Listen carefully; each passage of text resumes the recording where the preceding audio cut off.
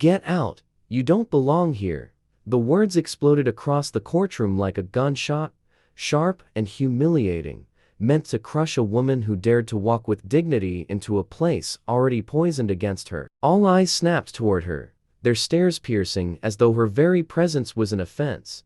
But she did not flinch. She stood tall in her cream suit, its fabric glowing under the harsh fluorescent lights like a quiet act of rebellion, a symbol of purity in a chamber dripping with corruption. The laughter of her enemies echoed.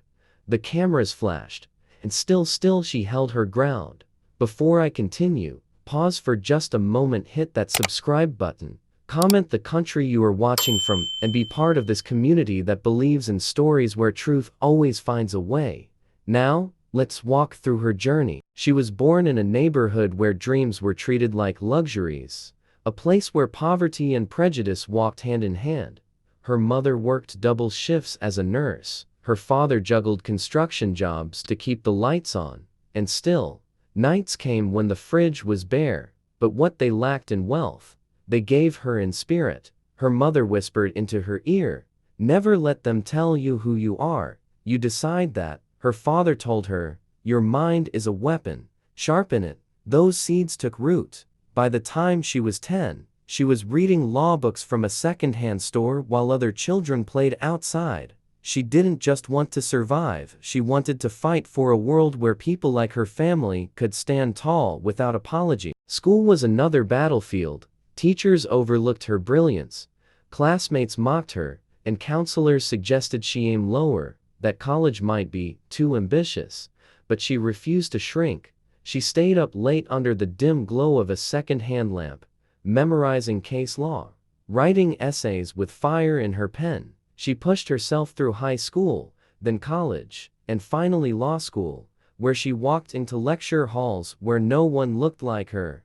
No one expected her to succeed, and still she did. Every test passed, every paper written, every late night spent studying was a stone laid on the road she was building for herself. When she finally stepped into the legal world, she did not choose the easy path. She did not chase corporate money or hide behind prestigious firms. She went where the pain was. She defended single mothers who had been abandoned by the system. She represented young men accused of crimes they didn't commit. She stood beside community elders facing eviction from developers who saw only profit, not people. Her voice was steady, her arguments sharp, her presence undeniable. Slowly, she became known as the lawyer who could not be bought, who would not be silenced, and that made her dangerous. Two police officers, men who wore the badge not as a symbol of service, but as a weapon of fear, watched her with growing hatred. For years, they had built their careers on corruption, bribes, and intimidation. But every case she touched exposed another crack in their empire. They despised her. They whispered in back rooms, vowing to end her career. And soon, they found their ally, a judge whose gavel had long been for sale, a man whose pockets ran deep with the money of criminals and crooked cops alike. Together, they formed a plan to destroy her. It began with whispers, a rumor here, a suspicion there. Then came fabricated evidence, neatly packaged to look convincing. Witnesses were paid off, stories rehearsed like scripts. And finally, the judge agreed to play his part, tilting the scales of justice against her before the trial even began. They thought it was flawless. They thought the cream-suited woman would finally be crushed under the weight of their lies. The morning she walked into court as the accused, the world gasped. Headlines screamed betrayal. Colleagues who once praised her stepped back in silence. Neighbors avoided eye contact. Cameras flashed like lightning, capturing her as though she were prey. The officers sat in smug silence. The judge smirked, and the gallery buzzed with anticipation of her downfall. The humiliation was suffocating, but still she stood. Her cream suit, perfectly pressed, was her armor. Her silence was her defiance. The trial was brutal. Witness after witness lied. False documents were paraded as truth. Every ruling from the bench leaned against her. Reporters salivated at the spectacle, hungry for scandal. At night, alone in her apartment, she wept. Tears soaked her pillow as she asked herself how a lifetime of integrity could be shattered in weeks. But each morning she rose again, pulling on her cream suit, Walking into that courtroom with the spine of steel, she told herself, storms don't last forever. And while she endured, the world outside began to shift. A single mother she had once defended wrote a letter to the press. A young man she had freed from false charges spoke out on social media. A community elder rallied the neighborhood she had saved. One voice turned into 10, 10 into 100. People began to dig, and soon, cracks appeared in the perfect trap. A recording surfaced, one of the officers bragging that she would never practice law again. Bank deposits linked to the judge raised questions. Late-night meetings between the officers and the judge were caught on camera. What was once hidden began to unravel, and then, like thunder, investigators stormed into the courthouse mid-trial. Files were handed over. The judge's smirk faltered. The officer's arrogance melted.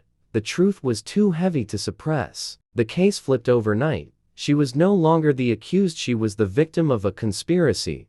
The chains were removed, her name cleared, her reputation restored, and her enemies? They were dragged into the very spotlight they had tried to use against her. The judge was disbarred, the officers indicted, their careers collapsing in disgrace. But life had more for her.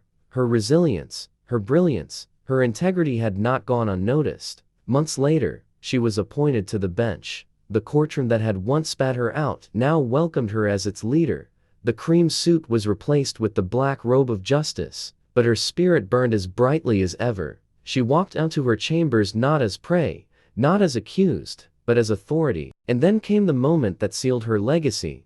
The very officers who had framed her, now stripped of badges and facing charges, walked into court in shackles.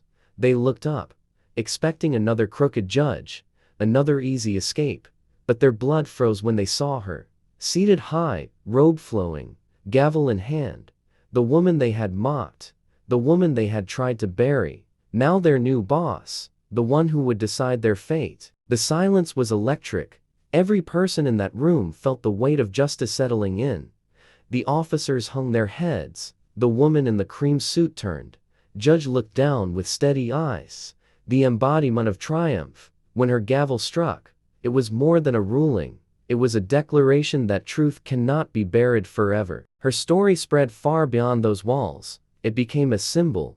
Young girls wore cream suits to school presentations. Law students cited her as inspiration. Communities whispered her name like a prayer. She had shown that corruption collapses under the weight of truth, that humiliation can turn into power, that those who plot your downfall can end up kneeling before you. So let this story live in you. When you feel crushed, when you feel silenced, when you feel like the system is too strong, remember her. Remember the woman in the cream suit who endured humiliation, faced lies, stood tall, and rose to be the boss of those who tried to destroy her. If this story touched you, hit that subscribe button right now. Tell us where you're watching from, and share this with someone who needs to be reminded that justice is real, hope is alive, and truth always wins. Stay with us for the next story, you won't want to miss it.